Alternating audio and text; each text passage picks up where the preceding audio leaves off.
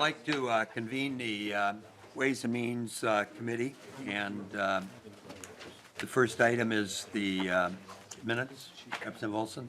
I'll move the minutes from the February 19th, 2020 meeting. Okay, that motion is before us. Any discussion? Seeing none, then all those in favor signify by saying aye. Aye. Opposed? Motion carried.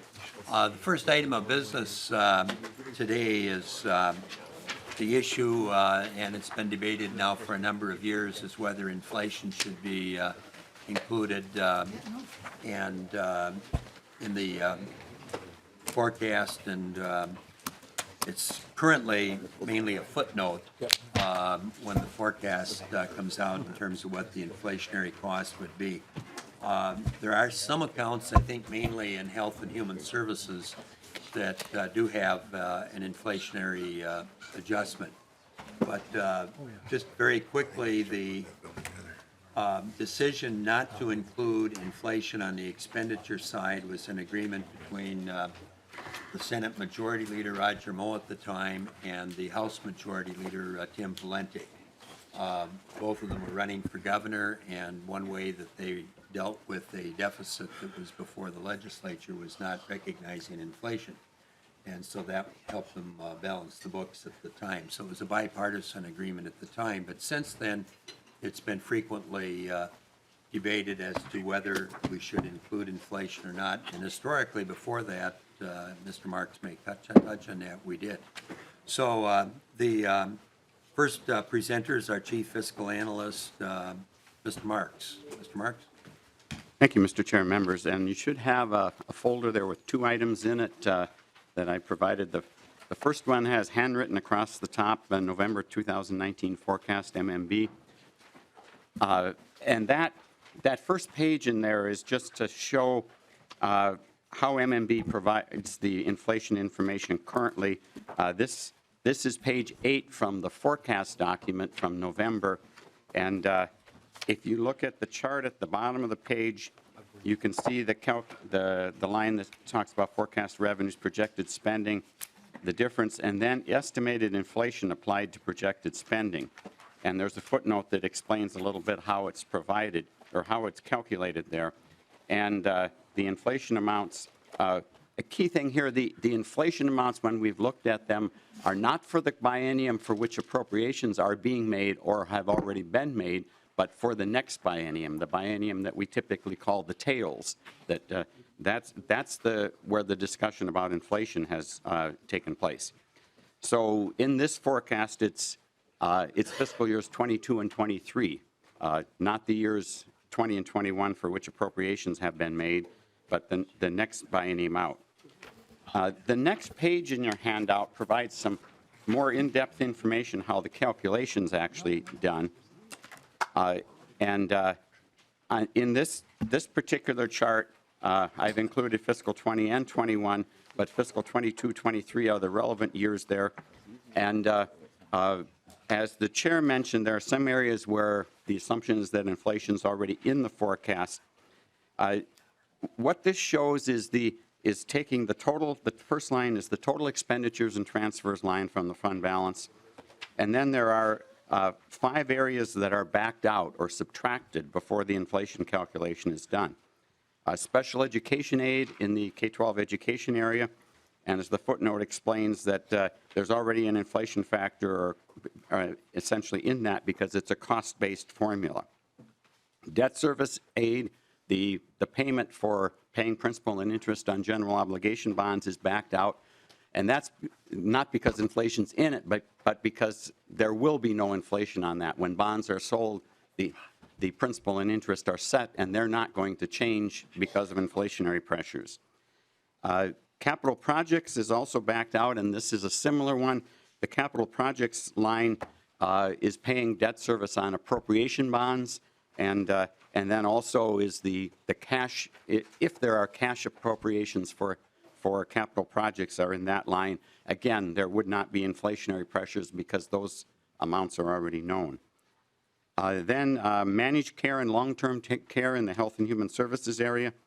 These are taken out or excluded from the calculation because the forecast for those recognized as changes in cost. To the extent that supplies change or provider costs change, that's recognized in the formulas there. And then finally, property tax refunds are excluded, again, because there's a formula in statute that is essentially a dollar amount. The property tax refund is going to be the difference between a couple numbers, and that's not going to have additional inflation applied to it. So you can see, if you look at the last column on the page, the total general fund spending for the 22-23 biennium is projected at $51.2 billion. After these subtractions, there's $34.3 billion remaining, and that's the amounts that inflation is applied to. And then from the November forecast, the consumer price index calculation here, and this is the consumer price. It's the consumer price index -U, or the and it's taken from the IHS market forecast, which is what MMB, the national forecast that MMB receives. So these are essentially national CPI numbers, and then those CPI numbers are applied to the spending in each year, and it's essentially 2.2% for fiscal 22 and 2.5% for fiscal 23. These CPI numbers will change again when we get a forecast later this week, and they're going to be slightly lower. But the first year calculation is a simple calculation, 2.2% times the $17 billion. The second one is a compounded one. It's taking 2.2% times the number and then 2.5% times the number, because the first year inflation would apply and then the second year inflation would apply. So you can see the calculation by year: 383 million, 383.7 million in 22, 827.4 million in 23. The sum of inflation then, the 1,211 million for that biennium. That's with applying inflation to those, or subtracting certain selected items, but applying inflation generally across the rest of the spending items in the budget.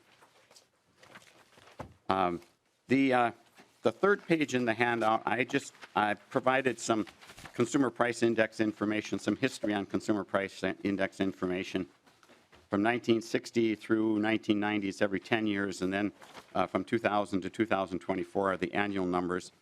I would just point out 2009, we actually had a negative consumer price index. So that makes for interesting calculations in that, or would make for interesting calculations in that year. Then, as far as a historical perspective, I want to jump to the other handout in there, which is an issue brief that was published in 2002, right after the inflation language in statute was repealed, and this is almost not quite 20 years, 18 years old, but the information is still fairly relevant as far as the history in it. The chart in the middle of page 1 of that, I just want to mention that because that essentially shows the calculation. Again, and granted this is going back quite a few years, but if you had $1 million appropriation, $1 million base level here, and what we use to calculate those tails, there is language in statute defining the base for future years as the appropriation in the last year of the current biennium. So in this particular example, the fiscal year 2003 number of $1 million is what's carried forward into 2004 and 2005. And then in this example, the inflation was at 2.5% per year. But you can see then the calculation, the $1 million in 2004 would have been estimated at $1,025,000, and in 2005 at $1,050,000. And just as to think about it here, that's as any spending decision is made, if inflation is in place, then those numbers need to be added to it.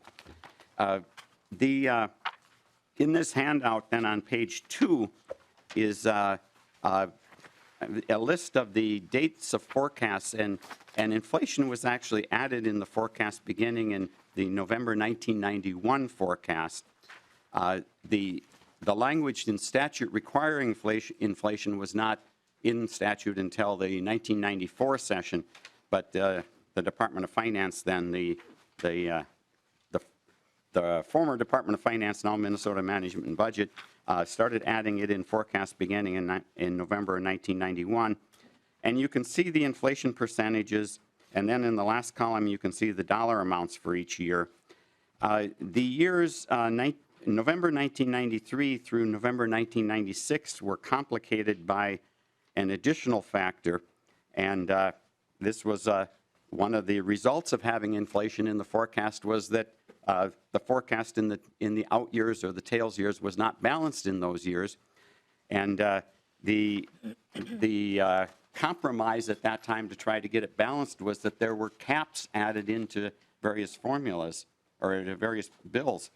And in 1993, the education bill, the higher ed bill, and the health and human services bill had caps placed in them. And in 1995, it was only the education bill.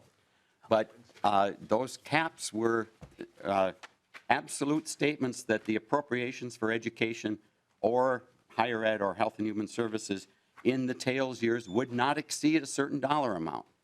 So we had inflation built into the forecast, but then a law came along and said, but we're not going to count it in these for these particular bills in those years, so that the out years would be balanced. So that's why the dollar amounts in those particular years, the inflation amount, are considerably lower. So that just some history of the times when inflation was actually counted in the law.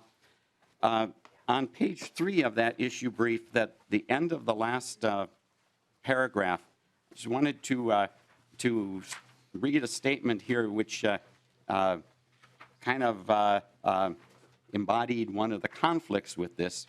That last 3 sentences there. The forecast book goes on to say, the inclusion of discretionary inflation is not intended to suggest that inflation will be built into the fiscal 1994 budget base. Rather, it helps establish an upper bound on the state's current law obligations. The estimates make no assumptions about possible recommendations by the governor or actions by the 1992 legislature. And this statement sort of brings up the conflict that putting inflation in or not having inflation in brought about, was that, and I'll illustrate that with some examples in a couple minutes, but if inflation was added in each budget category, then there was an assumption that's going to be added to the appropriation in the next legislative session, or when the next budget was done. And we struggled, I recall a number of meetings with Department of Finance in those years about how to portray inflation so that so it was illustrating that there were cost pressures there, but so it wasn't creating a sense of entitlement to that money, so that if the money was in education or in higher ed or in the inflation money, that it wasn't necessarily going to go there. And that was always a struggle when the inflation was there, is how to deal with it, how to look at it, and how that didn't create a new base for the next budget that already built in the inflation amount. In that handout, there's some discussion on the spending caps, and then there's some discussion about how inflation was applied at different times. I want to go back to the other handout, the one that had the forecast on the front page, just to illustrate how inflation was built into the fund balance statements in various years. And there's a page in there that at the top of it says February 1996 forecast. It's the one right after the Consumer Price Index. But handwritten on the top is February 1996 forecast. And then about a third of the way down, I drew some lines across the page, just with the Voyageurs National Park Advisory Commission and the Science Museum of Minnesota included, just because those appropriations were set in those particular years. You can see the 1994 and 95, those are actual spending numbers. This was the February 1996 forecast, so those were actually past fiscal years. And then in the middle columns on there, 1996-97, you can see, if you look at the Science Museum of Minnesota, the second one there, the appropriation was $1,108,000 in both 1996 and in 1997. And then if you look at the last set of columns for 1998 and 1999, The planning estimate is $1,141,000 in 1998 and $1,175,000 in 1999.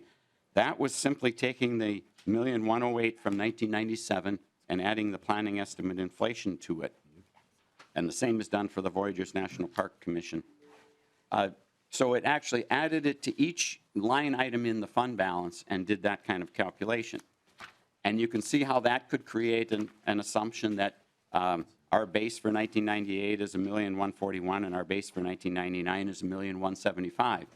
So while it was the statement in the fund balance was, or the statement in the forecast book was, we're trying to look at what the pressures are, this created an assumption that that's the base level for that program. The next page, which is the February 1998 forecast, so 2 years later, shows another evolution of how inflation was illustrated. And near the top of the page again, or a quarter of the way down, the same two agencies, Voyageurs National Park Advisory Commission and Science Museum of Minnesota, all three sets of columns here are for the same biennium, 2000 and 2001, from the 1998 forecast. And you can see how the calculation, in this particular case, there was a separate set of columns for inflation. So here's the forecast base, here's inflation, here's the planning estimate when we add inflation to the forecast base. So a different way of attempting to estimate it, to try and change the message a little bit, and whether that was successful or not, I don't really know, or don't really want to say. And then the last page in here is from the December 2001 forecast. And this is the front page of the forecast, so it looks different. But the way inflation was shown was completely changed so that it was pulled out of all the different line items in the budget. And about in the middle of the page where I've put arrows on each side of the page, there was one line added in, very similar to the way it's done now in the forecast, and you can see that it says estimated inflation. So rather than adding inflation to each line item in the budget, it was a total number down at the bottom as a way of, here are the inflationary pressures in this budget, but we're not looking at the inflationary pressures of the Science Museum or of the Voyageurs National Park Advisory Commission. We're looking at it as a sum. So I think, Mr. Chair, I'll stop with that. I just wanted to give some sense of how it was, when it was in place and how it was illustrated in the forecast documents. Okay, and I want to mention we're going to have a presentation informational on a bill by Representative Schultz. Actually, there are two bills in the Ways and Means Committee that were held in Ways and Means Committee. They were introduced last year, but because they're dealing with the forecast, which is the purview of this committee and not necessarily one of the divisions, both bills were held there. I have one and Representative Schultz has the other. Who, they're virtually identical, but Representative Schultz will be doing a presentation on that. And you might ask, well, why are we hearing this particular topic at this particular time? The end of the month, February 28th, we come out with the forecast, and so that makes the whole discussion of inflation and how that's applied, in my view, relevant to having some information prior to the release of the forecast. So that's the purpose this morning. I think we've got time for maybe just a couple of questions of Mr. Marx, if need be. We are going to take testimony because, you know, in other bills, the testimony has taken place in the various divisions or other committees. And as you know, we have committee discussion, and that's whether we're in the majority or the minority caucus when they're in the majority. But these are bills that did not go to divisions, and therefore we are going to take testimony here this morning from a variety of groups. And because there are several, we've given them some pretty strict time guidelines as well. But any questions of Mr. Marx, or shall we move directly to an overview of the bill? Representative Kowski.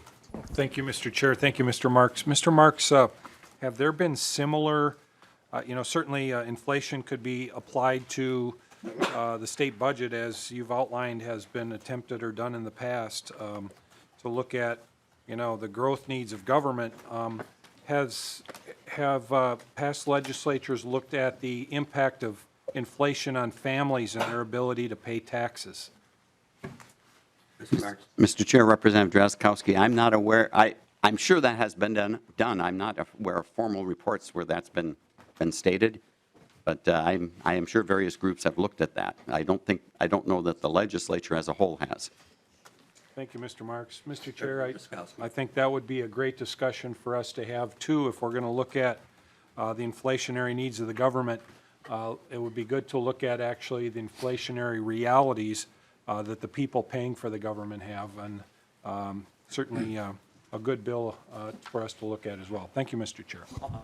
Mr. Marks, there are several choices relative to the projections for inflation, and we are using which one?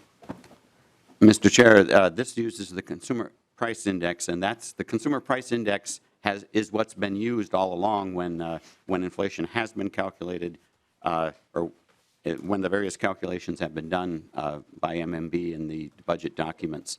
It's actually Consumer Price Index-U for urban consumers, and it's a national figure that is what's used. And sometimes you ask a question when you know the answer to it, but I wanted to put that out there because I think, Representative Drazkowski, that in part that gets at your question, because it's the Consumer Price Index, which when that measurement is used, that's the impact on consumers, which would be, in my view, the general public, the taxpayer, and so on. Often we have those kinds of discussions as to what the cost of living is going up, and that's what those percentages were that were shared in the presentation. Representative Drazkowski. Well, thank you, Mr. Chair. I think that gets at some of it, but we have to also look at how that impacts the family's ability to pay. And that goes one step further, because we here in government simply execute these taxes upon the population of Minnesota without taking into account the squeeze that has on their budget. So that would be one step further than actually knowing what the numbers are, Mr. Chair, for the families. The CPI, I think, does that, as you pointed out. But what does that do then, and does it scale back their ability to pay as they look at their budget, which is certainly very, very important. Thank you, Mr. Chair. Thank you. And any other questions?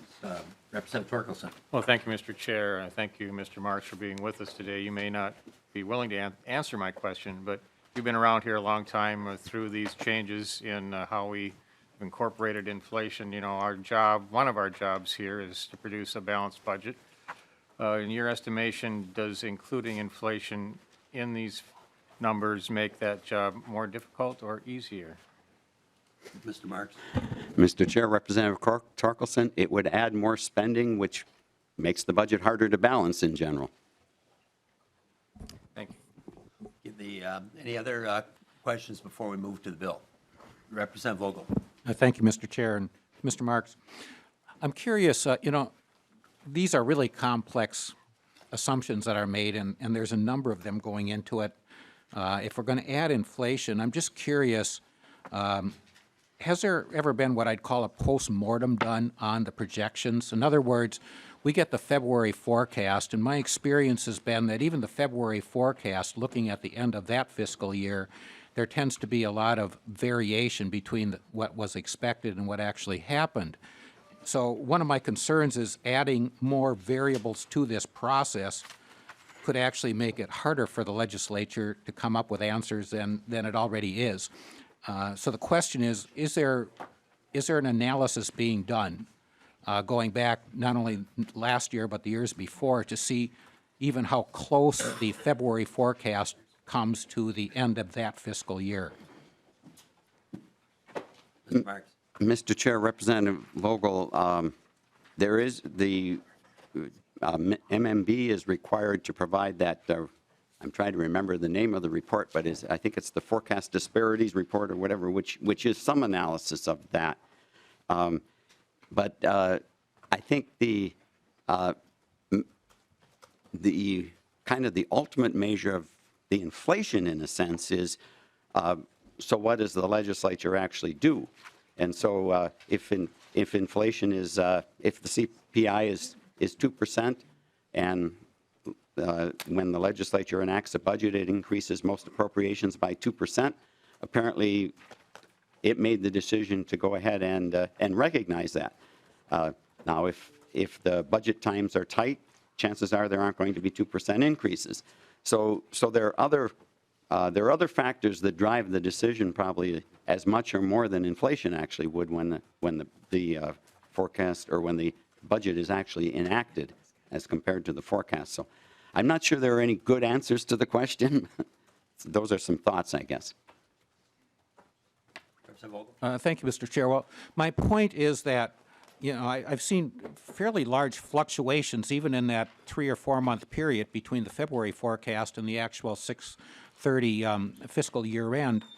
And my concern is here that when we add additional information that needs additional assumptions, if we don't already have a basis for going back and kind of proving the assumptions we've been using in the past and maybe refining them a little bit, I'm not so sure it's a good time to start adding new ones because it might confuse the process more than it already does. Thank you. Thank you. I think I'll recognize one more person, and then we'll go to the bill and testimony, if that's all right with the committee. Representative Hausman. Thank you, Mr. Chair.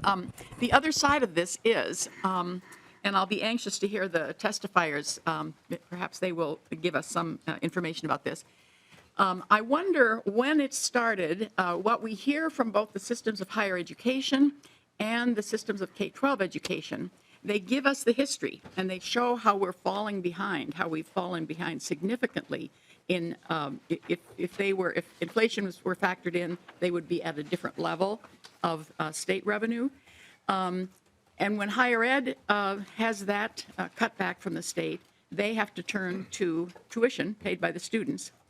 And when K-12 schools fall behind from lack of state funding, they have to turn to the local property tax. So the alternatives have a cost also. And I think we just really need to keep that in mind as we're thinking about budgets. And Representative Hausman, I think we'll be hearing some of that from the testifiers on Representative Schultz's bill. Okay, we'll go Representative Schultz. This is an informational hearing, so we'll take an overview of the bill from Representative Schultz. And I'll put it this way, kind of on behalf of both of us, being that we introduced identical bills, but I think you introduced yours first. So you're before the committee to just kind of give us a quick overview, and then we're going to take some testimony before we move to bills a little bit later. Representative Schultz. Sure. Thank you, Chair Carlson and members of the committee. So Bill House File 150 would require MMB to include inflation when estimating the future state expenditures. So this is in the forecast. There was a comment earlier about would it be more difficult to balance our budget? We are the ones that put together the budget. So the MMB puts together the forecast that we use as a tool to put together our budget. So it doesn't specify what inflation measure to use, but we would use the expertise of folks at MMB to use what's appropriate.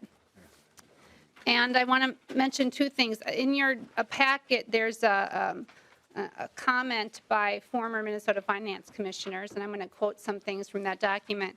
But I'm first going to state a quote from the Minnesota's Council of Economic Advisors. They've been putting this in their forecast for many, many years, this statement. I just want to read it to you. You don't have it in front of you. So as it has done every year since 2003, the council recommends that budget planning estimates for the next biennium include expected inflation in both spending and revenue projections. Council members noted that Minnesota's current practice of excluding projected changes in the prices of goods and services from a majority of the spending estimate is fundamentally misleading. It is inconsistent with both sound business practices and CBO methods and potentially encourages legislators and the public to regard the state's financial position more optimistically than the facts warrant.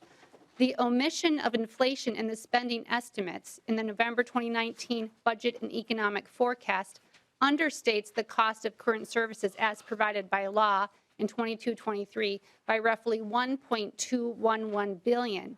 And thus makes the amount of projected revenues above the cost of providing services to appear to be larger than it actually is.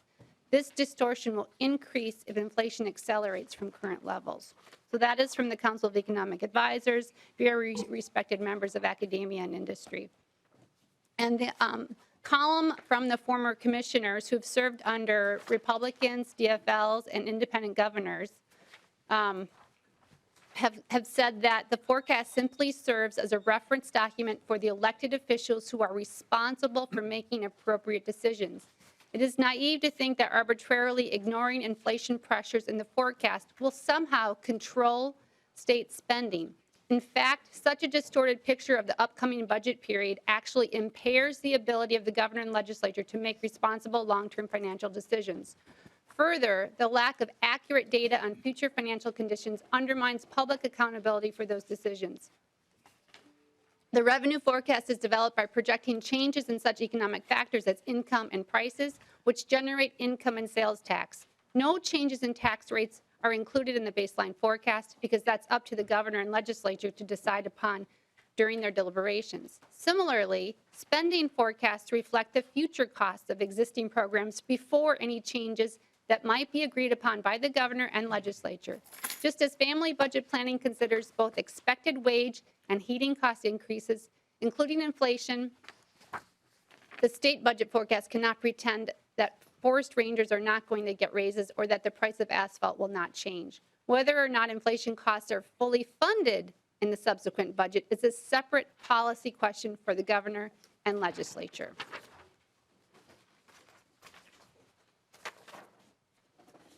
So I believe the first time inflation was excluded was 1990.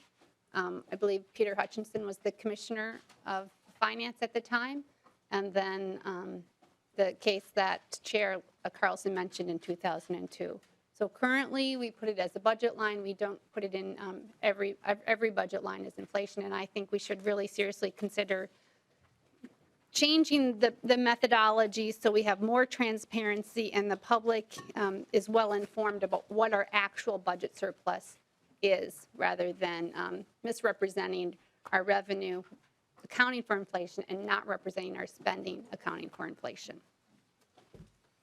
Okay, thank you, Representative Schultz. I think what we'll do, if it's all right with the committee, before we take questions, we'll get the testimony because that might answer some of the questions. And this is an informational hearing, so, but in preparation for when the forecast does come out, so there's a little better understanding of the inflation issue.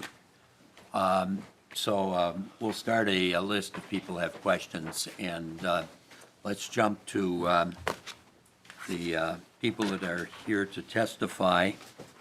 The first one is Jane Leonard, President of Growth and Justice. And by the way, we've got a variety of viewpoints that I have requested to be heard here this morning, so I think there's a total of about 7 people. But if you can stand by, Representative Schultz, in case there's some questions of you a little later. Welcome. Thank you, Mr. Chair and members. I'm Jane Leonard, President of Growth and Justice. We're a policy and research advocacy organization that's focused on building a more inclusive, equitable, and sustainable economy in Minnesota. And this week you will be seeing the Minnesota Equity Blueprint coming out in its full glory. Representative Schultz, thank you for your introduction. You took a little bit of my thunder, but I'm going to reiterate that we too, like the previous finance commissioners, believe that it's naive to think that arbitrarily ignoring inflation pressures in the forecast will somehow control state spending. And as you stated and as they stated, such a distorted picture of the upcoming budget period actually impairs the ability of the governor and the legislature to make responsible long-term financial decisions. And that lack of accurate data on future financial conditions undermines public accountability for those decisions. I just finished doing my taxes for the year, and Representative Jaskowski, your comment about family budgeting and planning, I take to heart because we do try to encourage inflation consideration as we're making decisions about our own budget in our family. And so I think that the state budget should consider that as well in the forecast. We are not aware, as the previous finance commissioners are, of any other state that legally mandates that its budget forecast must count revenue inflation but ignore discretionary spending inflation. And of course, that makes things look better than they actually are. The current law actually enables both those who want to spend more and those who want to cut taxes to falsely claim that there are more than enough resources to do so without trade-offs. As Representative Schultz said, the column that was from last March of 2019 was written by no less than 5 former finance commissioners. I've had the pleasure of working with at least 3 of them. They include John Gunyu, Peggy Ingeson, Jay Kradowski, Tom Triplett, Pamela Wheelock. They served DFL, Independence Party governors, as well as moderate and conservative Republican governors. And we at Growth and Justice, and I personally know and respect each one of these individuals, and we wholeheartedly agree with their argument in the March column, which I believe you have in your packets as well. I want to thank you for the work that you do on behalf of all of us, citizens of Minnesota, and thank you, Mr. Chair and members, and I'd be happy to take questions either now or later. I think what I'm going to do is open it to questions after we hear the testimony, so unless somebody can't stay until that point, we'll just hold on questions. Thank you very much. Thank you, and I'd be happy to stay for the, yep. Our excellent staff pointed out that I said the forecast was the 28th when it was released. It's the 27th, and our hearing will be on the forecast on March 3rd. I was off by a day. Okay. It's a little forgetfulness on a Monday morning, I guess. All right, we have then Clark Biegler, or Biegler, I'm not sure, with the Minnesota Budget Project, Minnesota Council of Nonprofits. You pronounce it Biegler? It's Biegler, yeah. Biegler, okay, thank you. Identify yourself for the record. Thank you, Mr. Chair and members. My name is Clark Biegler Goldenrod, and I'm the Deputy Director of the Minnesota Budget Project. We are an initiative of the Minnesota Council of Nonprofits, and we identify and promote policy solutions that expand opportunity and economic security to all Minnesotans. We particularly work in the areas of tax, budget, and economic policy. I'm going to thank Representative Schultz for bringing this bill forward. We strongly support House File 150, and I'm going to discuss a few reasons why. One, so including inflation in the forecast makes the forecast a more effective tool that gives policymakers, stakeholders, and the public a clear understanding of the state's fiscal health and helps them make better decisions. And 2, making this change is good fiscal management and consistent with recommended accounting practices. To that first point, the state's budget and economic forecast are an essential tool for understanding the state's fiscal health. To be effective, forecasts should be complete and give an accurate picture to the state's commitments. And the state forecast should give us, the public, and you, the policymaker, better information about the long-term cost of the decisions we're making today. This bill would ensure that the forecast includes a rough estimate of the impact of inflation on current expenditures and moves us toward these goals of a complete and accurate forecast. And that brings me to my second point, that making this change reflects good fiscal management and is consistent with recommended accounting practices. For every year since 2003, our state's Council of Economic Advisors has recommended that the state's forecast planning estimates include inflation in both spending and revenue projections. These are the set of economists who are charged with advising the executive and legislative branches through giving objective advice on economic and fiscal matters.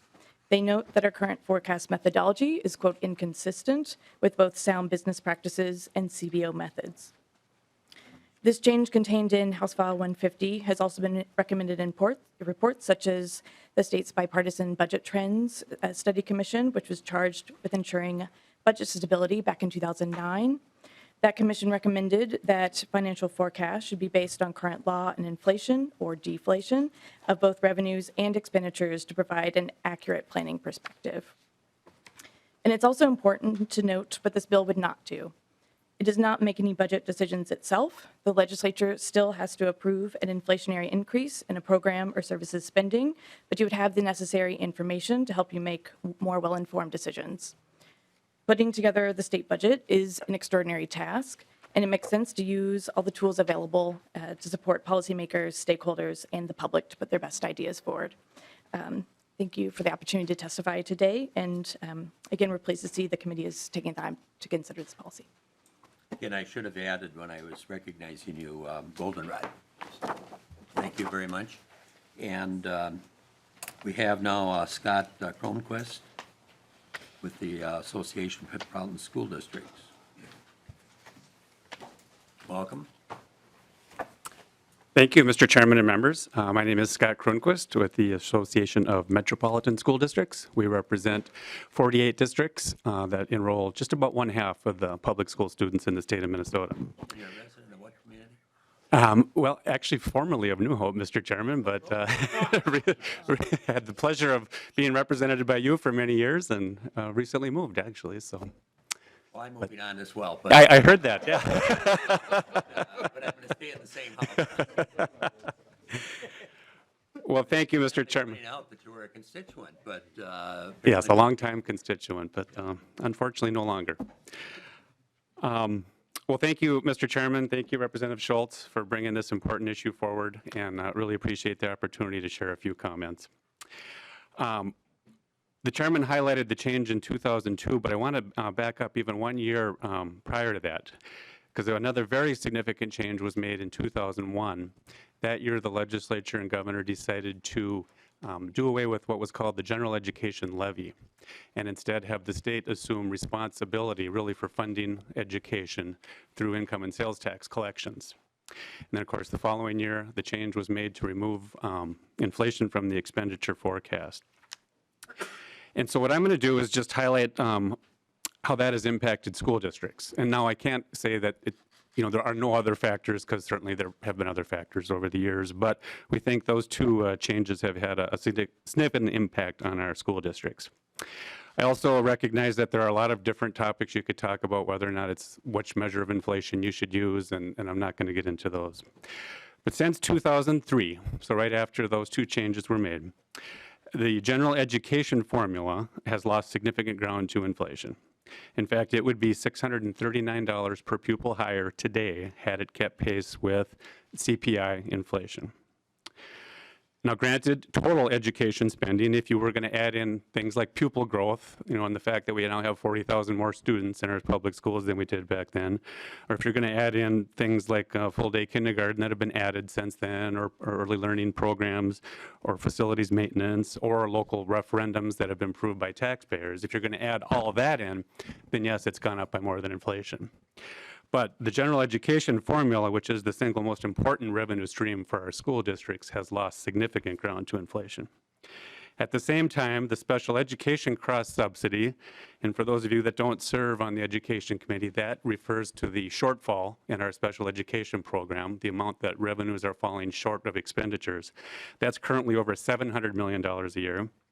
And likewise, we have a shortfall in the English Learner program of about $100 million a year. Over the years, these have all taken a significant impact on our school districts. In fact, we just completed a budget survey. Our member districts are projecting a $93 million combined shortfall for next school year, the 2020-21 school year. Now, our platform has long called for the formula to be linked directly to inflation, but another option would be, we think, would be to include inflation in the budget forecast. And we think that would result in more transparency and give you, as policymakers, a lot truer picture of the financial condition of the state. So I'll stop there, Mr. Chairman and members. Thank you again for the time. Appreciate it. Well, thank you. And again, if those of you that are testifying can stay close if there are questions. So we now have Mark Haveman, Minnesota Center for Fiscal Excellence.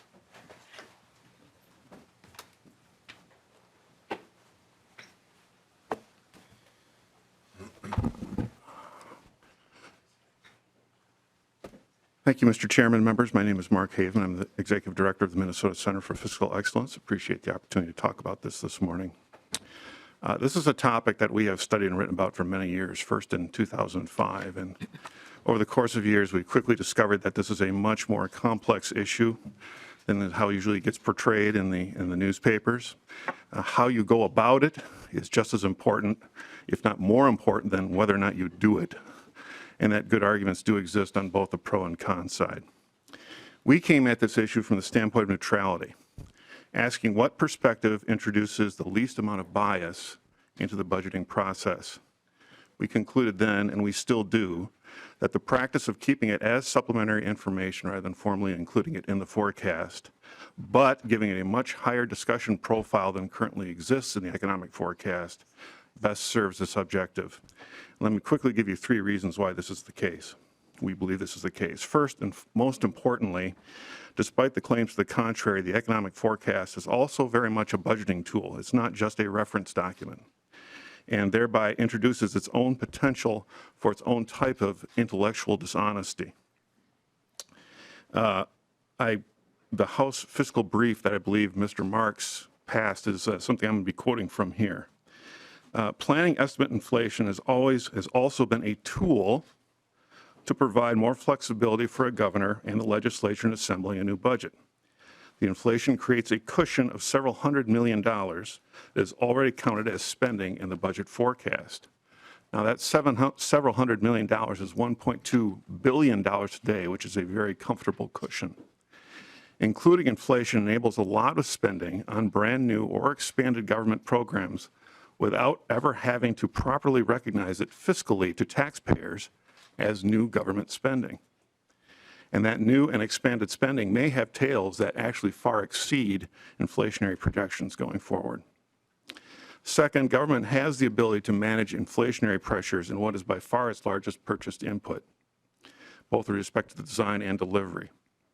Approximately 60% of the implicit price deflator for state and local government, which is a inflation measure specifically targeted towards state and local government, is government compensation. Now, it's been said that the state budget cannot pretend employees aren't going to get raises, which we heard in that in the column that was cited earlier. But we also cannot pretend a consumer price index forecast reflects the reality of collectively bargained compensation agreements and the constructs that are employed. And I think here the dual existence of the forecast is especially significant. As a planning tool, inflation-adjusted spending amounts might estimate the cost of keeping the existing government workforce whole. As a budgeting tool, cost of living adjustments already baked into the forecast as a given would pressure negotiations to begin from that base.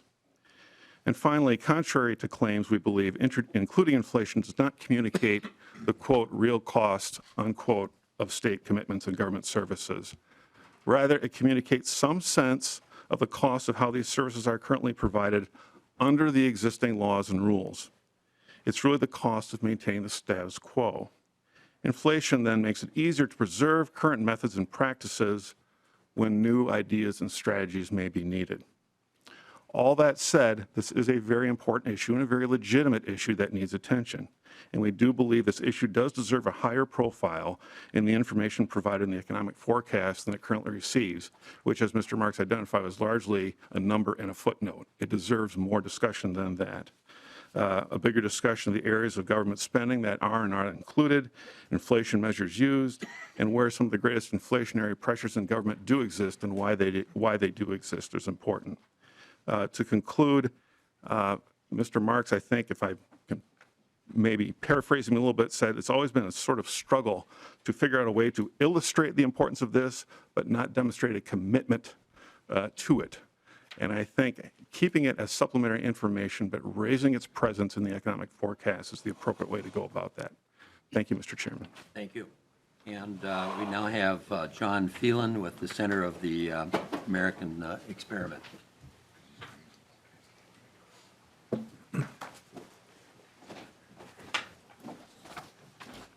Thank you, Mr. Chair. Thanks for having me in this morning. It's a pleasure to be able to speak to you a little bit about this today.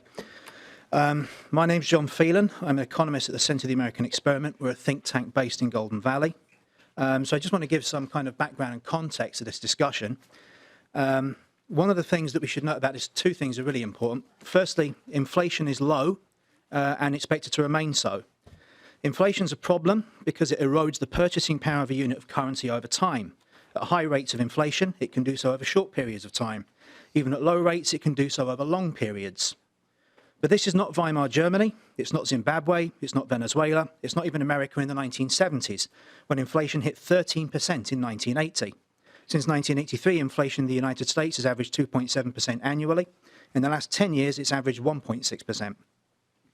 And this is expected to continue. As of Friday, according to the Federal Reserve Bank of St. Louis, the 5-year forward inflation expectation rate is 1.63%. Now remember, high inflation over short periods can erode the purchasing power of money. But with inflation at the low levels we have seen over the past 37 years, the 2-year period of the biennium is just not long enough for this to be a significant factor. I just want to speak a little bit about the question of tail years. If we're talking about inflation in 2022 and 2023, then that would seem to me to be a discussion that you really want to be having in 2021 when you set the budget for those years. Now, because inflation is low, we're not talking about very much money here. At the end of 2019 legislative session, Minnesota Management and Budget forecast the state government's total general fund fiscal year total spending for 2020 to come in at $24 billion. If, in the meantime, there's been inflation of 1.6%, then, in 2019 dollars, that spending will total $23.6 billion. In effect, the state government spending will be 1.6%, or $383 million lower in real terms than forecast in 2019. For 2021, with a forecast spend of $24.5 billion and inflation of 3.2% since 2019, the state government spending will be 3.2% or $785 million lower in real terms than forecast in 2019. But to repeat, in 2019, this is a real terms spending reduction of 1.6%, and it's a reduction of 3.2% in 2021. Over the biennium, that adds up to a reduction of real term spending of 2.4%. Are we really supposed to believe that Minnesota's state government is such a leanly efficient beast that that spending couldn't be 2.4% lower over the biennium? Not surprisingly, Minnesotans wouldn't generally agree with that. In the fall 2019 issue of our magazine, Thinking Minnesota, we asked Minnesotans what percentage of state spending is wasteful. Among Republicans, the answer was 36.5%. Among independents, the answer was 25.4%. Among Democrats, the answer was 24.4%. Overall, Minnesotans believe that 28.2% of state government spending is wasteful. In their view, you should have no problem whatsoever finding savings of 2.4% over a biennium. Now, I'd like to put this in some context just to finish off. We've heard about, declining state government funding and declining state spending. But between 2010 and 2019, Minnesota state government general fund spending increased in real terms, because we're looking over a decade, by 35%. Spending in 2019 was higher than ever before in the state's history. In per capita terms, adjusted for inflation, state government spending was 27%, rose by 27% between 2010 and 2019. Once again, in real terms, Minnesota state government has never spent more money per resident than it does right now. Indeed, in 2019 dollars, even accounting for inflation, 2020 and 2021 are set to be the state government's highest spending years in history.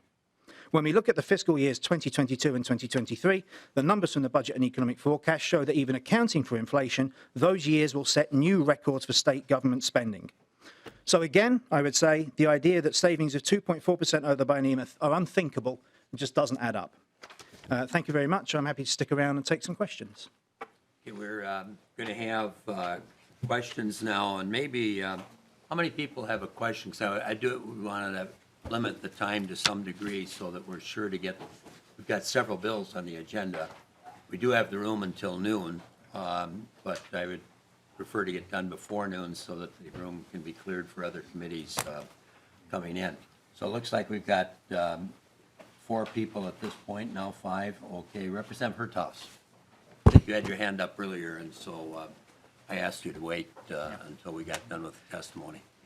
Well, thank you, Mr. Identify perhaps who you're going to ask your questions of members, and then maybe if the folks that testified could come down and sit in some of those chairs behind the podium, then we can reduce the back and forth. So Representative Hertaus. Thank you, Mr. Chair, and I guess my question would be directed to Representative Schultz as well as to Mr. Phelan and maybe Mr. Haveman. You know, the issue of budgeting for inflation in its context is, in my judgment, is kind of interesting because there's kind of a nexus to sound money as well. And most of us in contemporary America in our lifespan have not known anything other than the experience of the cost of things continue to rise. But my reading of history shows that between 1820 and 1906, oftentimes referred to as the age of Jackson, President Andrew Jackson, that $5 bought about the same amount of goods in 1820 as it did in 1900. It was an incredible period of sound money and stable prices. There seems to be this perpetual tension, if metaphorically I might call it a rubber band, where government is always pulling on the rubber band and the private sector is on the other end of it. And it seems like there's always this tension of the rubber band, always pulling on it. And it seems like the private sector can never really catch up. And so for those of us in my adult lifetime, I've come to realize, as I'm looking at the, walking through the threshold of retirement, that my first dollar earned when I was a young man is only worth a dime today. And if you went back to 1906, it's only worth about 3 cents if you were alive in 1906. And so if we were to include inflation as part of a budget tool, and I agree with some of the comments the testifiers have made about there being a great deal of discretion with regard to putting together budgets, I would have great concern for it to being a statutory requirement, because I lived through periods as a young man trying to feed a family and having a small business of experiencing inflation in the double-digit range of 10, 12, 13%. And to try to fund these changes that were going on and going to the bank, the bankers were charging rates of 16, 17, and 18%. In fact, in their infinite wisdom, they told us, we won't borrow you the money because you can't afford it. So I guess my question to each of these people, both Representative Schultz and to the testifiers, is what do we do if this is a statute when we have runaway inflation, which, you know, maybe it isn't in the future right now, but it certainly could be. And one of the comments was made about the level of spending in Minnesota. A good case in point is some numbers recently, last month in January, I was looking at Arizona's state budget. Representative Hertaus, maybe if you could get to the question. I've got a relatively long list of people here that have questions. You identified 2 people you wanted to respond, so if you could narrow it down to the question, I'd appreciate it. Thank you, Mr. Chair. And just to conclude my remark I opened, is that Arizona has about 40% more people than Minnesota. Its biennial budget is $24 billion. Minnesota's 48. And we've seen state spending grow in the last 7 years at nearly 50%, and annualized out, that's about 7% per year. So my question is, do you think it's good policy to build in automatically inflation into our budget?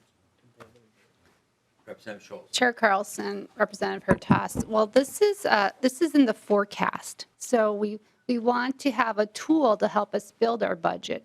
So the inflation would be required in our forecast. It doesn't mean the legislature and the governor would actually include all of the inflation that's in the forecast in their budget. That's up to the legislature to decide. But it is fiscally responsible to have a good forecast that we can build the budget from. So you can't hide from inflation. So even if we ever, hopefully we won't see double-digit inflation, it is good to know what our programs would cost, because costs go up, prices go up, cost of labor goes up. So to be fiscally responsible, And to be consistent with general accounting principles, it is good practice to have it in our forecast. It doesn't mean that every inflationary increase is going to go into a budget. Thank you, Mr. Chair, and Senator Herkhoff. thank you. You know, and I think we have to be careful with percentages because using my rubber band anecdote, you know, a family that's trying to get by on $40,000 a year for 2% inflation, you know, that, or the assumption that there was 2% of income growth and that we can continue to grow our state spending, you know, 2% of $40,000 is an $800 family growth, but on the other hand, somebody who has $150,000 of income, still just 2% is $3,000. So you start to get quite a tension again, like the rubber band, between the haves and the have-nots just by building in inflation. And I think government tends to drive inflation by the spending it does. Thank you. Okay, thank you. Representative Skowski. Thank you, Mr. Chair. Well, I was intrigued by and already thinking about the same direction that Mr. Phelan brought forward. As we look at the numbers, Mr. Chair, these inflation numbers in the chart that Mr. Marx brought forward are about what I understand the history to be. Government has grown at a much faster rate than these numbers. So I'd be curious, and maybe just an informational request, Mr. Chair, if Mr. Marx or somebody has put together or could put together a comparison of what the amount that government has grown in each of these years for, say, the last 10 years or so, compared to what it would have grown if simply these inflation numbers that we experienced had been applied. That's a request of, that's something that you could do, Dettmer? Okay. Thank you. And Thank you, Mr. Chair. Representative Scott. Thank you, Mr. Chair. My question is for Mr. Phelan.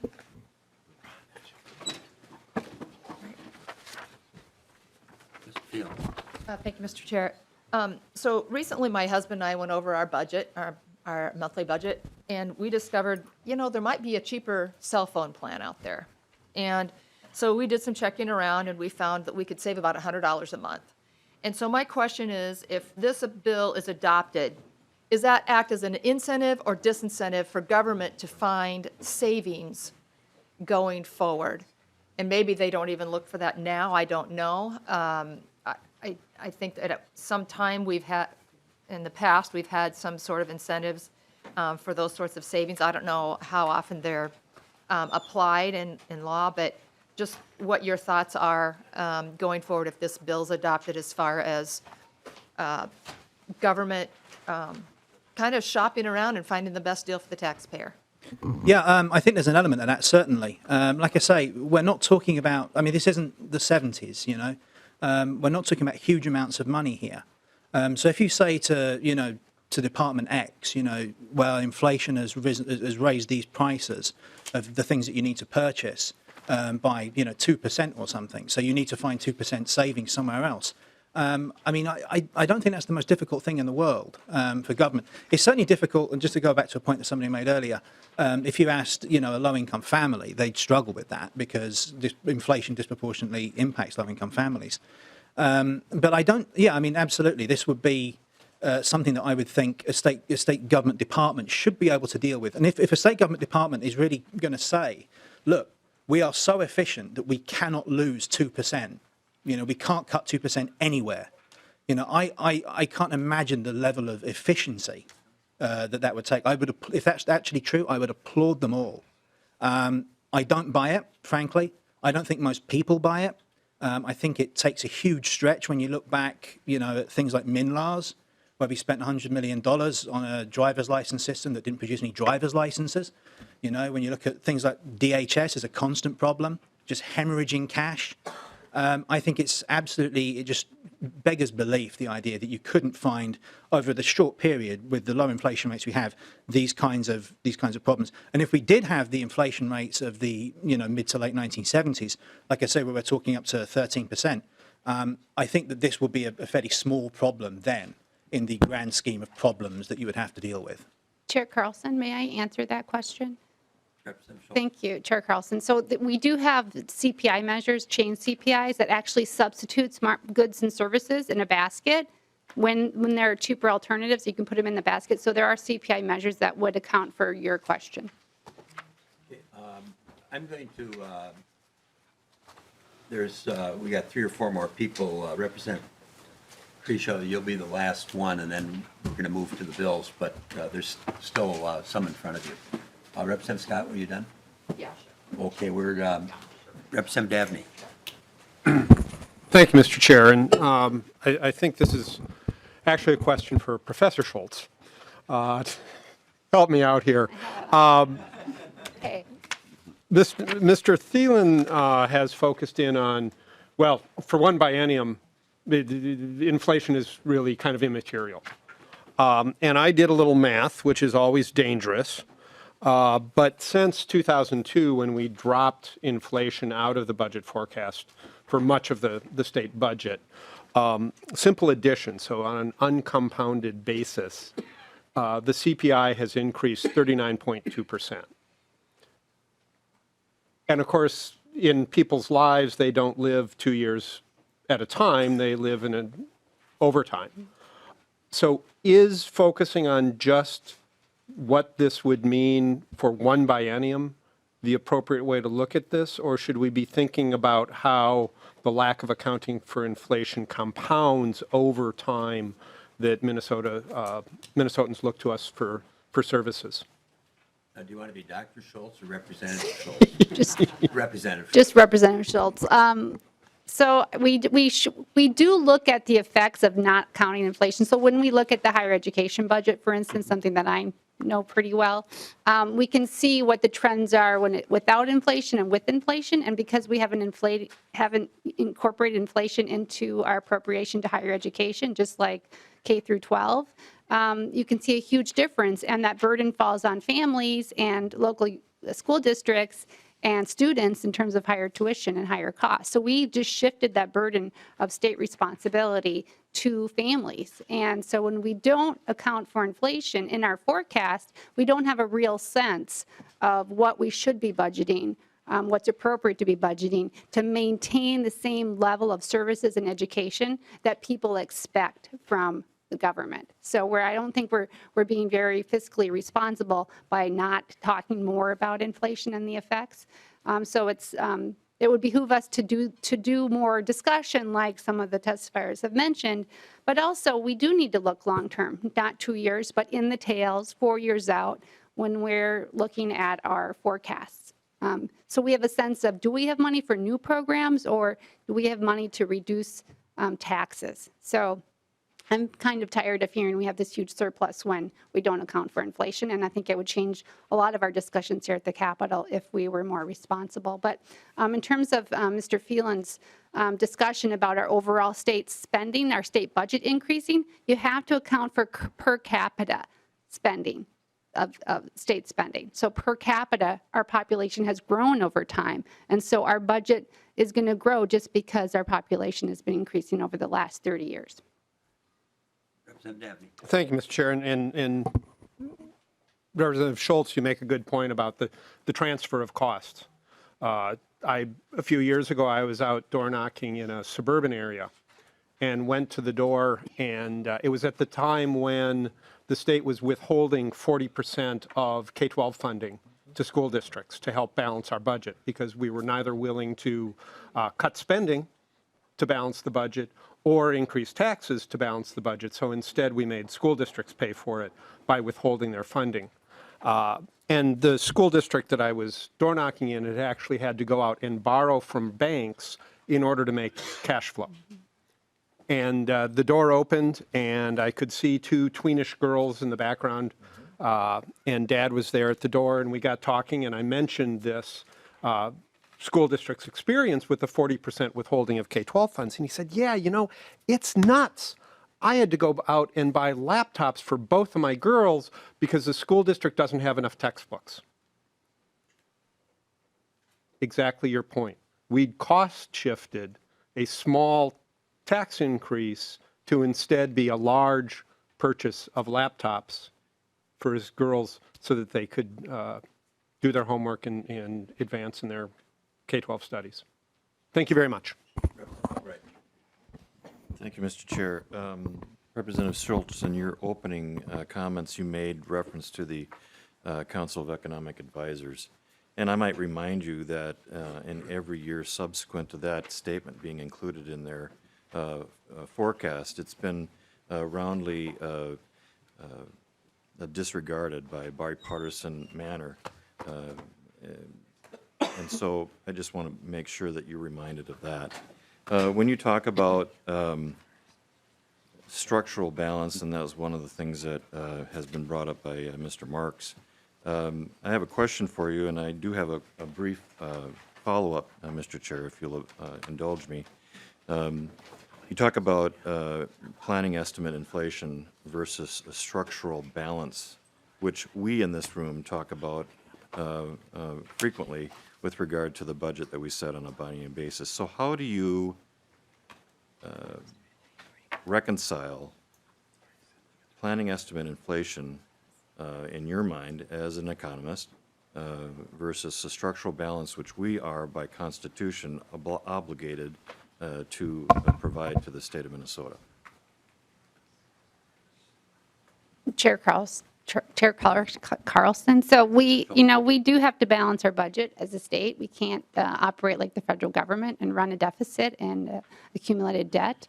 But we also have in our revenue forecast, if you are uncomfortable with including inflation in our spending, we should calculate revenue similarly. So we should be consistent in how we do our forecast on the revenue and the spending side, rather being lopsided. So we do have to balance our budget, and we have additional revenue coming in because people's income goes up, wages go up, and so our tax revenue is going up. And similarly, on our spending side, because of inflation and costs, and some entitlement programs are automatically adjusted for inflation in Health and Human Services.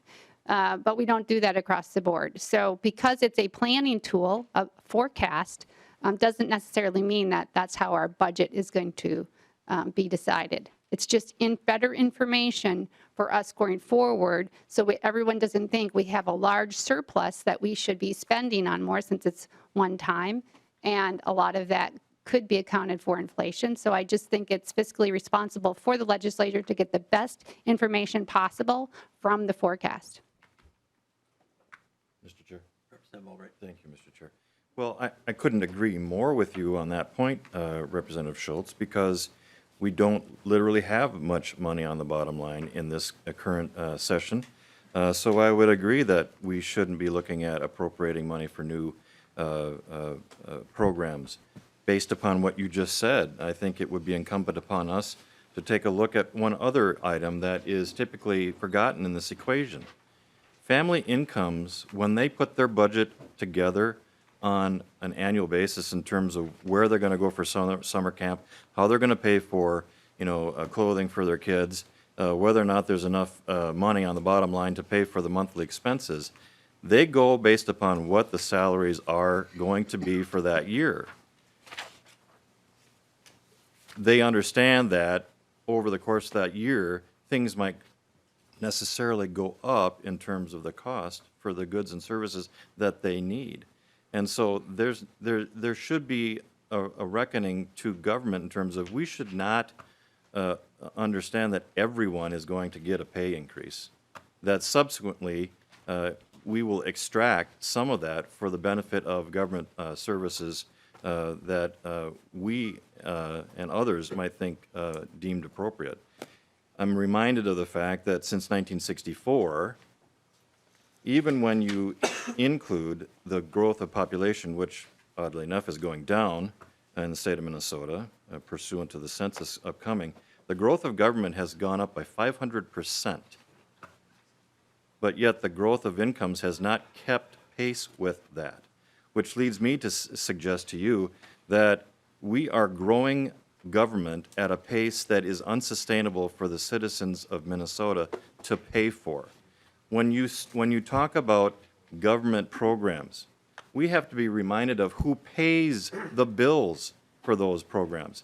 It is the people that are going to work every day, making a living, trying to run a business or put their kids through college or just more or less school at a K through 12 basis. And yet we are going to, in a sense, by including inflation in that equation, demand more money because we will objectively, whether you agree with this or not, we will become and we will cede that inflationary budget adjustment to the administration. And it will circumvent the process in the legislature by determining what is best for the citizens. I think it would lead us to pay more for what we're already getting, rather than getting more for what we're paying for already. Thank you. Representative Vogel. Thank you, Mr. Chair. To Representative Schultz. In your bill, it says inflation, but it doesn't say which measure. Which inflation index would be used? Because all I see is the word inflation, and we've heard different inflation measures being talked about here. Chair Carlson, that would be up to the professionals at MMB to decide what is appropriate, because it may change based on what line item you're looking at. Whichever is higher. And I think the numbers that Mr. Marx was using were based on the CPI. As far as the handouts are concerned, Representative Schultz is correct. That would be, there are different indexes, as you probably know as a former banker, maybe you're a current banker, I'm not sure. But I know some of the school districts choose to advocate for something, I think they call it the government inflationary index or something like that. So that would have to be determined. Representative Vogel, did you have a follow-up? Yes, I do, Mr. Chair. Well, I agree that there are different measures, and I think if we're going to, excuse me, put this in statute, that it's important to define from the legislature standpoint what that is, because we're talking about 2.5 and 2.4% CPI, but the Fed is using PCE, which is 2.0, and if you look today, as the one of the testifiers was saying, the 5-year forward on the tips is 1.64. Now that's half of what the 2.5 and 2.4 are. So I do think if this is going to go forward, that it's a legislative directive to put in statute, and I would hesitate to let MMB just subjectively decide one measure or another. Also, Representative Schultz, how is this going to affect and make differently the way targets are set if this is enacted compared to the way they are set now? Representative Schultz. Chair Carlson, that's a good question. I don't think, I guess it would be up to the leadership to decide how they're going to set the target and what they consider, how they consider inflation as important or not. Thank you, Mr. Chair. Well, another thing, looking at the bill, the way it's drafted, I'm wondering if it's just going to add more complexity to the information we're getting and not help us, because if indeed the targets are going to be set the same way they are now, or if it's not defined, then we're already getting that information. It's just a matter we're putting something in statute. Mr. Chair, one more question, please. Okay, so, I'm familiar with the pensions and the liability that is accrued and not reserved for. Right now, we set in statute a 7.5% return. If indeed we're going to be doing things like inflation projections, then Representative Schultz, should we also be looking at those pension liabilities at a more realistic rate? Because if we're assuming inflation at, say, around 2%, and we're assuming that long-term we're guaranteed 7.5% into infinity, the money is going to have to come from somewhere, and should that also be taken into account here?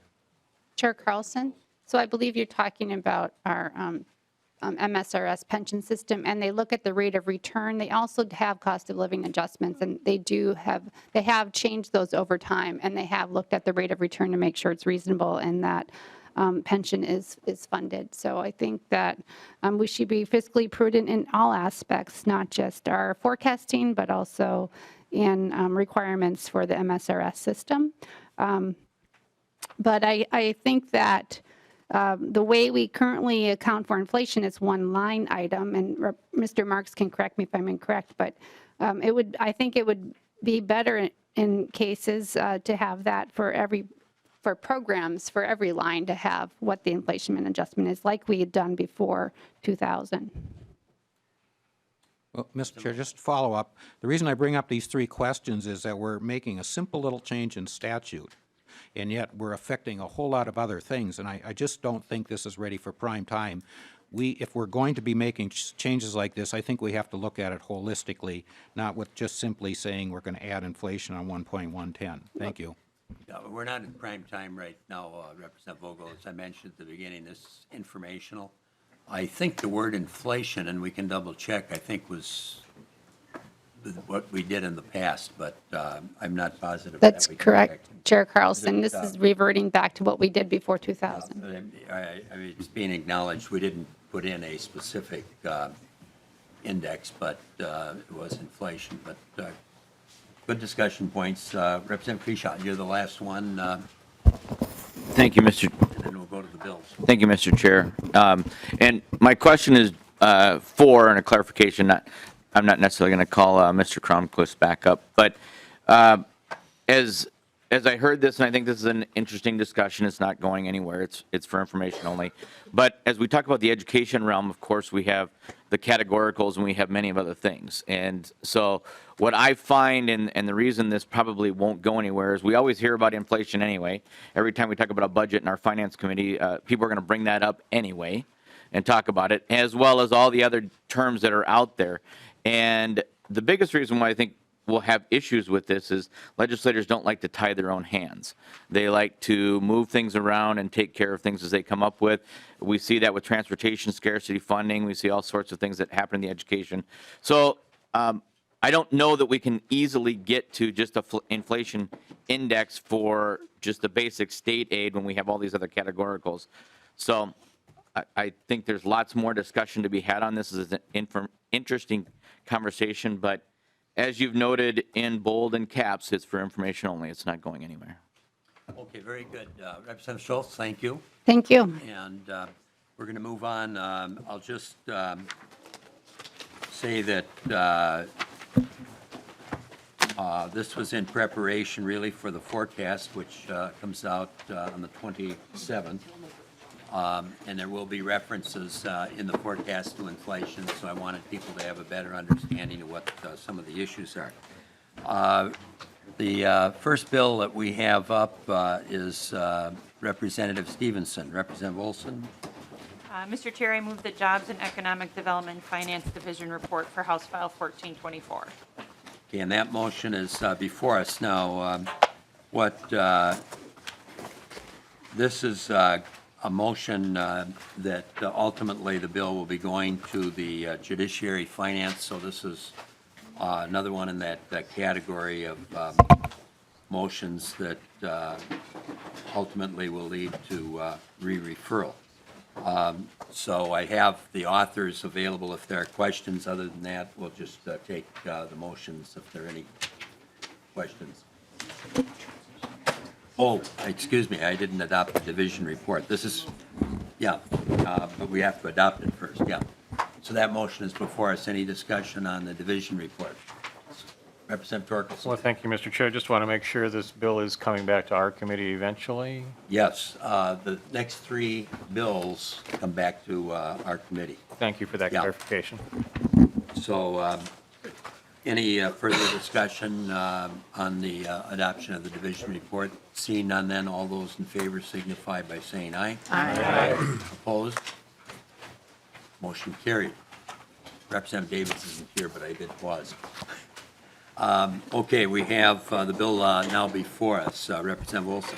Mr. Chair, I move that House File 1424 as amended be referred without recommendation to the Committee on Judiciary, Finance, and Civil Law. Okay, that motion is before us. Any discussion? Seeing none, then all those in favor signify by saying aye. Aye. Aye. Opposed? Motion carried. The next bill up is by Representative Ecklund. Representative Olson. Or Representative Ecklund, that's right, you're going to make the motion because you're on the committee and it's your bill. Thank you, Representative Mr. Chair. I move the Judiciary Finance and Civil Law Division Report for House File 19, or for House File 998. Okay, that motion is before us. Any discussion on the motion? Seeing none, then all those in favor signify by saying aye. Aye. Opposed? Motion carried. Representative Eklund. Thank you, Mr. Chair. I move that House File 998 as amended be referred without recommendation to the Committee on Judiciary Finance and Civil Law. And as we mentioned with the other bill, that does come back to us. So any discussion on the motion? Seeing none, then all those in favor signify by saying aye. Aye. Opposed? Motion carried. We now have Representative Klevorn's bill, House File 2182. Representative Wilson. Mr. Chair, I move that House File 2182 be referred without recommendation to the Long-Term Care Division. Okay, that motion is before us. Any discussion? Seeing none, then all those in favor signify by saying aye. Aye. Opposed? Motion carried. And again, that one is in the category of one that will be returned. We now have House File 2053, Representative Cantrell. Mr. Chair, I move that House File 20, I move the State Government Finance Division report for House File 2053. Okay, that motion is before us. Any discussion? Seeing none, then all those in favor signify by saying aye. Aye. Opposed? Motion carried. And Mr. Representative Chair Carlson, I move House File 2053, the first engrossment, be recommended to be placed on the general register. And I believe this came back to us at the end of last session, was already on the general register. And being that this is going to the general register, if you could give us a brief description of the bill, Representative Kelly. Thank you, Chair Carlson. Thank you, members of the committee. House File 2053 enshrines into law the Office of Enterprise Sustainability, which was first established by an executive order from Governor Dayton in 2017 and reaffirmed by Governor Walz in 2019. The Office of Enterprise Sustainability is funded through an interagency agreement through the 24 cabinet-level agencies and seeks to ensure that government resources are utilized efficiently in terms of energy consumption and expenditure by the respective government agencies. So that's what I have for the committee, and I will turn it over to a testifier. Oh, no, we're not turning it over to a testifier. Well, testifiers here if there are any questions, but thank you, Mr. That's the way Chair. we operate in Ways and Means generally. If you were here earlier, it was only because those bills, or that bill that Representative Schultz had never been to a division. So any questions? Seeing none, Representative Nelson. Mr. Chair, I renew my motion that House File 2053, the first engrossment, be recommended to be placed on the general register. Okay, and that motion is before us. Any discussion? Seeing none, then all those in favor signify by saying aye. Aye. Opposed? Motion carried. Thank you, Mr. Chair, committee. Thank you. And now we have Representative Long, House File 689.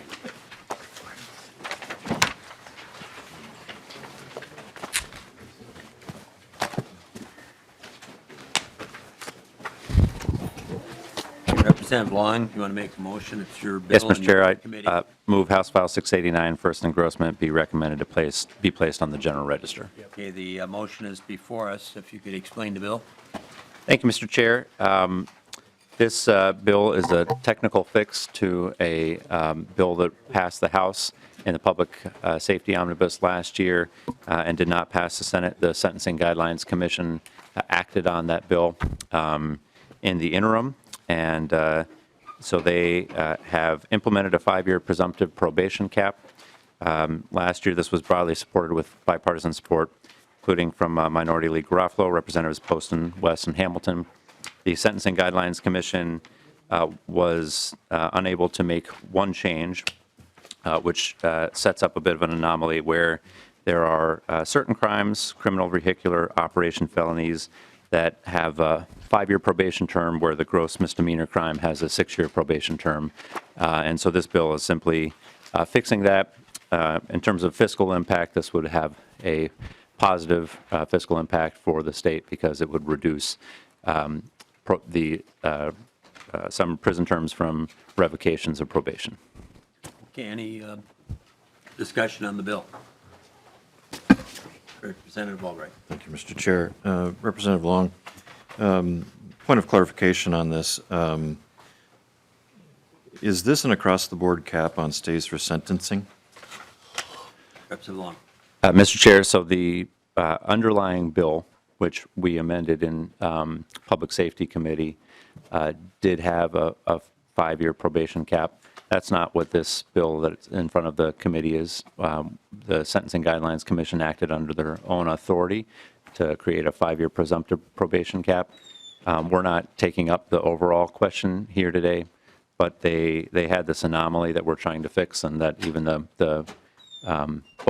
both sides of the debate in the Sentencing Guidelines Commission agreed that this problem needed to be fixed. So that's what we have before us. Representative Albright. Thank you, Mr. Chair. Representative Long, could you elaborate in terms of what factors are considered with regard to the provisions in your bill? Representative Long. Sure, Mr. Chair. There really aren't any factors in the bill as amended.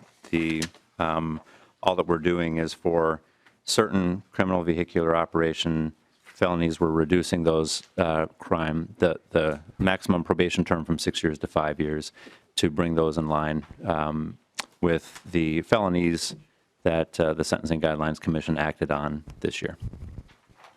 Well, thank you, Mr. Chair. So, Representative Long, would it be true or false that such factors as criminal history, victim impact, and the severity of the crime itself, were they not considered with regard to the cap on these sentencing guidelines? Representative Long. Thank you, Mr. Chair. So if you're asking to the action that the Sentencing Guidelines Commission took, what the Sentencing Guidelines Commission did is they implemented a 5-year presumptive probation cap. It is presumptive, so the judges still have the discretion to go above the 5-year cap, and there are factors that are spelled out in the Sentencing Guidelines Commission report recommendation that judges can take into account in making that determination. Thank you, Mr. Chair. And Representative Long, so would it be fair or unfair to say that the cap on this, the cross-the-board cap does or does not factor in aggravating factors in the commission of the crime or the offense? Representative Long. Thank you, Mr. Chair. There is discretion left to the judges under the Sentencing Guidelines Commission action, so the judges can take into account aggravating factors, which is why it's presumptive, and so they can go above the presumptive cap if there are aggravating factors. Any further discussion? Seeing none, then Representative Long, care to renew your motion? Yes, Mr. Chair. I renew my motion that House File 689, first engrossment, be recommended to be placed on the general register. Any further discussion? Seeing none, then all those in favor signify by saying aye. Aye. Opposed? Motion carried. The next bill up is House File 492, Representative Dettmer.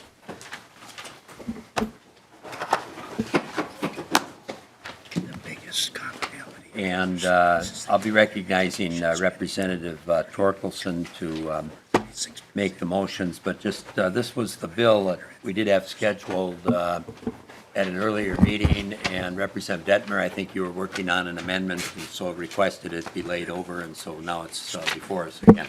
That's correct, Mr. Chair. So Representative Torkelson, please. Thank you, Mr. Chair. I move House File 492, first engrossment, be recommended to be placed on the general register. Okay, the motion is before us. Thank you, Mr. Chair. And again, Want to wait, or did you? Okay, if you want to explain the bill. thank you, Mr. Chair and members. Amendment first, that's right. That's DE1 amendment. This bill came up back in 2018.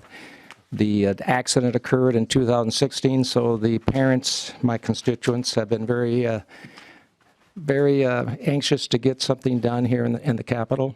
And I was jumping ahead. We were working on the amendment. Why don't we have Representative Torkelson move the amendment? Okay, thank you. Explain the bill the way it's before us. Thank you, Mr. Chair. I move the DE1 amendment. Okay, that motion is before us. Then perhaps on the amendment, then Representative Dettmer. Thank you, Mr. Chair. And what we had to do with the DE1 amendment is we had to go to Minnesota Statutes 219 supplement because the bill was originally written in the 2018 supplement. So that's basically the change in the bills to get it into the form that I would like to have it in. Okay, so the motion is before us. Any discussion on the amendment? Seeing none, then all those in favor signify by saying aye. Aye. Opposed, motion carried. Representative Dettmer on the bill. Thank you, Mr. Chair. And members, I think if you've been watching the news over the last few years, this has been coming up on different news media and newspapers. And so I think you should probably have something in your packet on the proposed Brooklyn Larson bill. The Larson family, both the father and the mother were students of mine at Forest Lake High School. And the father is a veteran, is currently a firefighter for St. Paul, all-state wrestler that I was able to coach. They were high school sweethearts, and it happened in 2016. The mother and two daughters were driving, and a guy went through a stop sign, T-bowed them, and the 11-year-old was killed. What happened was the officer at the site did not check the box when there's a serious injury and a death. And what happened was the gentleman that went through the stop sign, he got off with a $130 fine. He paid online, and the parents thought that they were going to get a court hearing. So what this bill will do is if there's a serious death, if there's a law been broken and there's a serious death or a serious injury or a death, that they would require a misdemeanor and a court appearance. So that's basically what it does. And the parents have spoken publicly. They have already forgiven the gentleman that went through the stop sign. But would like this not to happen to another family. Thank you. Okay, the motion is before us. Representative Mariani. Mr. Chair, I would amend the motion to have House File 492 referred to the Committee on Public Safety and Criminal Justice Reform, and I can speak to that quickly. Okay, Representative Mariani. Mr. Chair and members, House File 492 had initially been referred to the Public Safety Committee appropriately in trying to work out the scheduling last year. We wanted to make sure that the testifiers, the family in particular, had an opportunity to testify in committee. That was not possible given the schedule that we had in our committee, so we arranged for transportation to have the hearing. It was my intention that the bill come back to us, and for whatever reason, I suspect we were moving pretty quickly. The movement was to instead move this to the floor. It would be my desire to see this in committee. It does speak to expanding criminal vehicle crimes, which is appropriate in our committee. There are a couple of other bills that are related to this issue, and my hope is that we can put these concepts together. I think he's got a good concept, but I prefer our committee to properly review the proposals before us. Representative Torkelson, would you be willing to incorporate that in your motion? Well, thank you, Mr. Chair. I'd like to hear from the author before I do that. Okay, and I understand that they've talked, but I don't know what the outcome of the conversation was. But Mr. Chair and members, I just found out about this switch today. Chair Mariani came up to me and spoke to me. You know, I did try to get a hearing in his committee last year. And thank you, Chair Hornstein, for hearing it. The parents were able to come forward. In fact, I have another bill that those parents were able to come forward to. But I would like to have this bill as a standalone bill. I don't want it to be thrown in the hopper, so to speak, because the parents have been working on this, and I hope no legislator has to go through bring bills like this forward again. We hope that we can take care of it. I would like to see it as a standalone bill if we can do that, and not be thrown in the hopper with a whole bunch of other bills. And if Chair Mariani would answer a question. Chair Mariani, would we be able to keep this bill as a standalone bill? Mr. Chair, Representative Dettmer, that's precisely why we want to hear this, that there are overlapping issues related to other bills.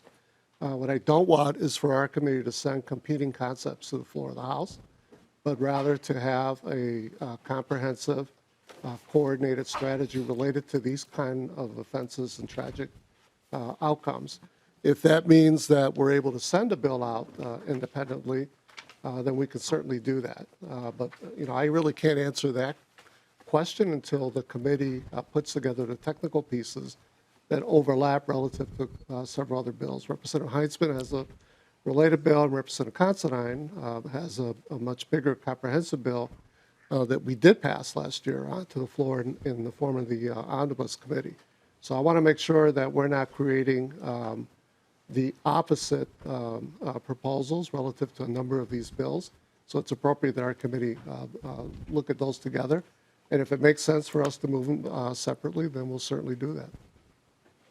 Representative Dettmer? Yeah, Mr. Chair, and thanks, Chair Mirani. And again, the language of this bill was how we got it put together was the county attorney from Chisago County came, the sheriff came, and they don't want something like this to fit through the cracks again. And basically what it does, if somebody breaks the law and for some reason there's a serious injury or a death, that it would be automatic a misdemeanor, require a court appearance. After that court appearance, it could be more serious after that, but the parents just wanted to have their day in court and speak. And they would not like this to happen again to any other families. So I don't know if Chair Mirani can promise that it will be a standalone bill, because these parents would like to come to the Capitol and see the House do their job and getting this passed. Thank you. The committee has two choices. It can either be incorporated in the Torkelson motion, or we can vote on the substitute motion. So the maker of the original motion, Representative Torkelson, do you have a preference? Well, this is a little bit This uncomfortable, one, by the Mr. way, Chair. does not come back to the committee because there's realize. no fiscal costs. So ours is mainly a procedural motion without getting heavily into the merits of the bill. Well, thank you, Representative Torkelson. Thank you, Mr. Chair. I was in the hearing where this bill came forward last year. It's an That's right, you're on emotional, transportation. it's an emotional situation, but out of deference to the Chair of Judiciary, I will amend my motion that this bill go to his committee with the understanding that this is a very important issue and a very personal issue, both for Representative Dettmer and for the people involved. And I would certainly expect that it not be brushed aside or not given due deference. Okay, so the motion is incorporated. Any, yeah, and it's to public I'm sorry, safety. I think that public was safety. the original motion that you made, I yeah, misspoke, but, Mr. Chair. yeah. I sometimes get mixed up, judiciary, public safety. Some of the issues go both, and then transportation was in the mix here. Representative Daphne, did you have, any further discussion then on the motion that it be recommended to be referred to Public Safety Committee? Well, thank you, Mr. Chair and members, and Chair Mirani, thank you for taking an interest in it. I know you were busy last year, but let's go forward with this, and let's do some things that, and again, I hope nobody here has to go through this with any of their constituents. Thank you very much. Thank you. And all those in favor of the motion signify by saying aye. Aye. Opposed? Motion carried. And we're done. Okay, very good. Thank you, members, and meeting adjourned. Alrighty then.